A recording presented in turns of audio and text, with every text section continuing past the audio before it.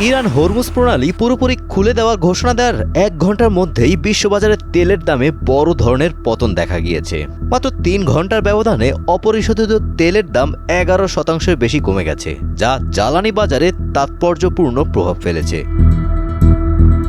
শুক্রবার বার্তা সংস্থা রয়টার্সের এক প্রতিবেদনে বলা হয়, আন্তর্জাতিক মানদণ্ড ব্রেন্ট ক্রুডের দাম ব্যারেল প্রতি কমেছে ১১%-এরও বেশি। একই সময় যুক্তরাষ্ট্রের ওয়েস্ট টেক্সাস ইন্টারমিডিয়েট WTI তেলের দাম কমেছে ১২%। বিশ্লেষকদের মতে মধ্যপ্রাচ্যে উত্তেজনা প্রশমনের ইঙ্গিতই এই দরপতনের মূল কারণ।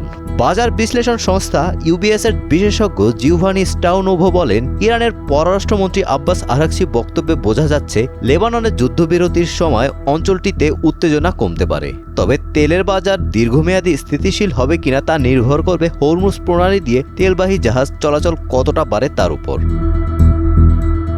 রয়টার্স জানায়, শুক্রবার লেনদেন শুরুর পর থেকেই বাজারে নিম্নমুখী প্রবণতা দেখা যায়। লেবানন ও ইসরায়েলের মধ্যে ১০ দিনের যুদ্ধবিরতি কার্যকর হওয়া এবং যুক্তরাষ্ট্র ইরান শান্তি আলোচনার সম্ভাবনা বিনিয়োগকারীদের মধ্যে ইতিবাচক মনোভাব তৈরি করেছে। এতে করে দীর্ঘদিনের উত্তেজনা কমতে পারে এমন প্রত্যাশা করেই তেলের দামে বড় পতন ঘটেছে।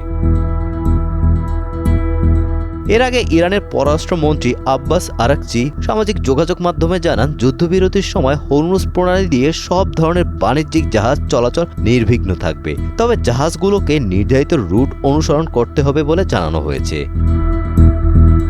অন্যদিকে যুক্তরাষ্ট্রের প্রেসিডেন্ট ডোনাল্ড ট্রাম্প জানিয়েছেন, প্রণালী খোলা থাকলেও ইরানের সঙ্গে চুক্তি না হওয়া পর্যন্ত যুক্তরাষ্ট্রের নৌ অবরোধ বহাল থাকবে। তিনি আশা প্রকাশ করেন, দুই দেশের মধ্যে চলমান আলোচনা দ্রুতই চূড়ান্ত সমঝোতায় পৌঁছাবে। Golam Rabbani, Times today.